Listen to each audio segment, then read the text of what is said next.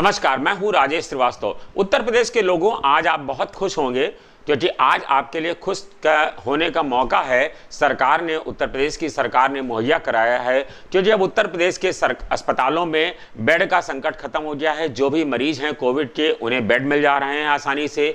CMO phone उठाने लग गए हैं, डीएम फ़ोन उठा रहे हैं। सारे अस्पतालों में सुख सुविधाएं मुहैया हो गई हैं और जो भी चाह रहा है उसको बेड मिल जा रहा है। प्रदेश में ऑक्सीजन का संकट खत्म हो गया है। कल 3 टैंकर आए हैं, आज 4 टैंकर आए हैं। जो भी लोगों को ज़रूरत है सभी को ऑक्सीजन मिल जा रही है।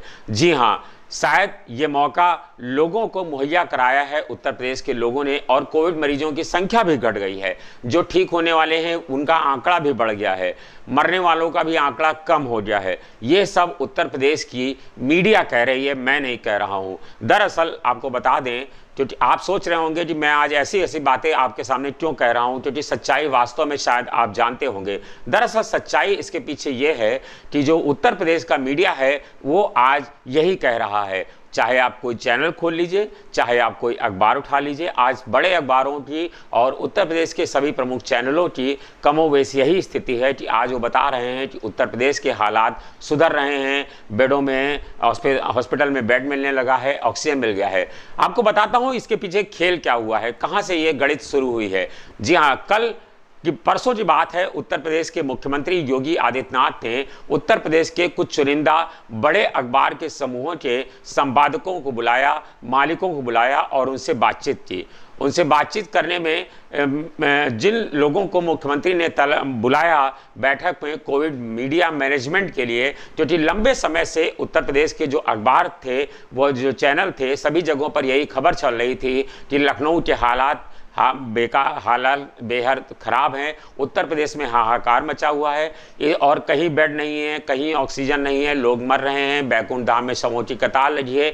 इसी तरह की खबरें लगातार चल रही थी, जिसको लेकर के उत्तर प्रदेश के सूचना विभाग से जुड़े अधिकारी और उत्तर प्रदेश के मंत्री और खुद मुख्यमंत्री इसको लेकर के परेशान थे। जिसको लेकर के ये रास्ता निकाला गया कि उन बड़े लोगों को बुलाया गया, बड़े चुनिंदा लोगों को बुलाया गया। जिन लोगों को बुलाया गया वो बड़े समूहों से ताल्लुक़ रखते हैं। उसके बाद वहाँ पर इन कथित संपादकों ने, पत्रकारों ने वहाँ पर मुख्यमंत्री से ये सवाल नहीं पूछे उनसे कि अस्पतालों में बेड क्यों नहीं मिल पा रहा है, शमशान घाट पर शवों की कतार क्यों लगी हुई है, क्यों अस्पताल में ऑक्सीजन नहीं है। लेकिन वहाँ पर जो मुख्यमंत्री ने बताया वह सब आज सारे अखबारों में, बड़े बड़े अखबारों में छपा हुआ है और सारे जगहों से यही कहा जा रहा है कि मुख्यमंत्री की ओर से कि उत्तर प्रदेश में ऑक्सीजन का संकट खत्म हो गया है, सभी को बेड मिल जा रहा है। यह सब खेल हुआ है और आज अब आपको शायद सच्चाई का पता नहीं चल पाएगा, क्योंकि सच्चाई का पता लगाने वालों के लिए स्तर पर जो बड़े बड़े अखबार हैं, जिन्हें करोड़ों रुपए के, अरबों रुपए के विज्ञापन पहले ही जारी किए जा चुके हैं, उन लोगों को बुला करके साफ साफ कह दिया गया है कि उन्हें सरकार के हित वाली खबरें दिखानी हैं। लिहाजा वो लोग इसी तरह की खबरें अब आपके सामने परोसी जाएंगी और दिखाई जाएंगी और पढ़ाई भी जाएंगी। जी हाँ, ये सब हालात उत्तर प्रदेश के हैं। लेकिन आप अगर वास्तव में आज उत्तर प्रदेश के हालात देखना चाहते हैं तो आज भी कमोवेश यही स्थिति है। सरिता प्रभा ने आज लखनऊ के विभिन्न अस्पतालों का जायजा लिया। तमाम अस्पतालों में हम पहुंचे, हम खुद आज लोहिया अस्पताल पहुंचे, आज सिविल हॉस्पिटल पहुंचे, बलरामपुर पहुंचे, लेकिन वहां पर भी यही स्थितियां हैं कि मरीज बाहर कतार में खड़े हैं, उनके मरीजों को बेड नहीं मिल पा रहा है। ऑक्सीजन की स्थिति यह है कि ऑक्सीजन, जो लोग होम आइसोलेशन में हैं उन्हें ऑक्सीजन नहीं मिल पा रहा है। नादरगंज, आशियाना, राजाजीपुरम, तमाम ऑक्सीजन प्लांट के बाहर हजारों लोगों की लाइन लगी हुई है, उन्हें भी ऑक्सीजन नहीं मिल पा रहा है। लोगों का कहना है कि उन लोगों को ऑक्सीजन नहीं मिल पा रहा है, वो लोग लंबे लंबे समय से कतार में खड़े हुए हैं, लेकिन उनका नंबर नहीं आ रहा है। खुद एक बड़े अखबार के मीडियाकर्मी वह आज परेशान हैं पिछले 3 दिनों से लगातार, लेकिन उन्हें ऑक्सीजन नहीं मिल पाई। आज उन्होंने online gas 6 litre gas cylinder का 6 लीटर ऑक्सीजन सिलेंडर का ऑर्डर किया है, लेकिन वह भी अभी तक नहीं पहुंचा है। उनका ऑक्सीजन लेवल 85 हो गया है। यानी कि उत्तर प्रदेश में हालात सुधर नहीं रहे। ऑक्सीजन के जरूर 7 टैंकर आ चुके हैं, लखनऊ में 3 टैंकर पहुंच चुके हैं, बाकी जगहों पर भी टैंकर भेजे जा रहे हैं, चाहे वो बरेली हो चाहे वो बाराबंकी हो। लेकिन जितनी आपूर्ति ऑक्सीजन की हो रही है उससे कहीं ज़्यादा ऑक्सीजन की डिमांड है, जिसके चलते हालात जस के तस बने हुए हैं। लोगों को बेड अभी नहीं मिल पा रहा है। आज भी भैंसा कुंड पर शवों की कतार लगी है और वो शवों की कतार आज और लंबी हो गई है और आज वो शवों की कतार बैराज के पुल तक जा पहुंची है। आज भी जब हम आपसे बात कर रहे हैं, सुबह से लेकर के अब तक 133 शवों का अंतिम संस्कार भैंसा कुंड के शमशान घाट पर हो चुका है। उत्तर प्रदेश में लगातार कोविड मरीजों की संख्या बढ़ रही है।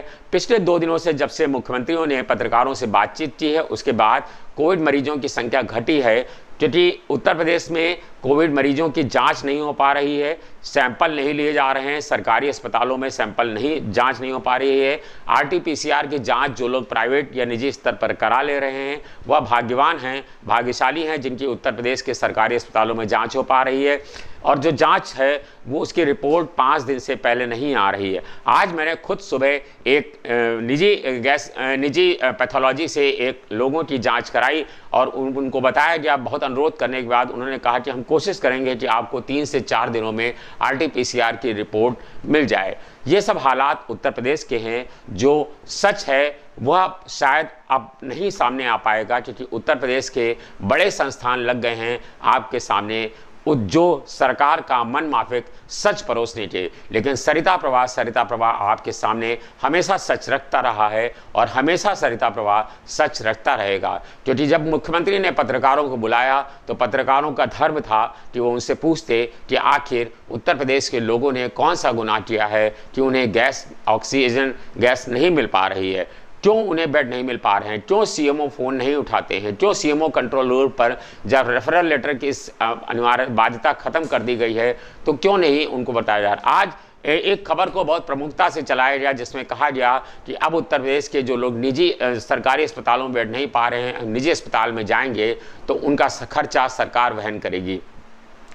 जब इसकी पड़ताल की गई तो मालूम हुआ कि जिन लोगों को CMO यानी कि CMO, अगर आप CMO कंट्रोल रूम पे फ़ोन करेंगे और CMO आपको निजी अस्पताल में भेजेंगे तब आपको वहाँ पर उसका खर्चा सरकार वहन करेगी। लेकिन ये स्थितियाँ बहुत मुश्किल में आएंगी, क्योंकि CMO फ़ोन नहीं उठाएंगे, आपको कतार वहाँ से किसी सरकारी अस्पताल में ही एडमिट कराने की कोशिश की जाएगी, क्योंकि सरकार ने पहले ही कह दिया है कि निजी अस्पताल 90% मरीजों को खुद से भर्ती कर सकते हैं, सिर्फ 10% मरीजों को CMO के कहने पर वहाँ पर जगह दी जाएगी। यानी कि जो निजी अस्पताल हैं वो सिर्फ CMO के कहने पर 10% मरीजों को ही अपने अस्पताल में भर्ती करेंगे और ये स्थिति भी बहुत विषम परिस्थितियों में ही आएगी। यानी लोग ये मत समझें कि जो अगर वो निजी अस्पताल में भर्ती होते हैं तो उनका खर्चा सरकार उठाएगी। सरकार सिर्फ उन्हीं मरीजों को का खर्चा निजी अस्पताल का उठाएगी जिन्हें CMO अपने स्तर पर निजी अस्पताल में भर्ती करेंगे। उत्तर प्रदेश के हालात जस के तस हैं, उत्तर प्रदेश के हालात बद से बदतर हैं। लोग ऑक्सीजन से दम तोड़ रहे हैं। खुद विधायक सुरेश खन्ना 2 दिन परेशान होने के बाद, सुरेश श्रीवास्तव 2 दिन परेशान होने के बाद अस्पताल में जगह पा पाए।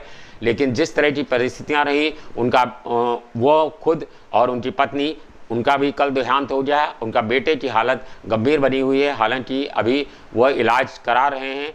उत्तर प्रदेश के तमाम विधायक मंत्री इस कोरोना काल में अपने प्राण गंवा चुके हैं, लेकिन उत्तर प्रदेश की सरकार कॉस्मेटिक सर्जरी कर रही है। यानी कि वह चीज़ों को छुपाने की कोशिश कर रही है, पर्दादारी कर रही है। ये शायद पहली बार हो रहा है किसी सरकार का में जब शमशान घाट पर टीन शेड लगा दिया गया है, शमशान घाट को कवर किया जा रहा है ताकि रिपोर्टिंग ना हो सके। अखबार में संपादकों और मालिकों को बुला करके मीडिया मैनेजमेंट किया जा रहा है ताकि वो लोग जो सरकार चाहे सिर्फ उसी को दिखाएं, सिर्फ उसी को पढ़ाएं, सिर्फ उसी को आपके सामने प्रस्तुत करें।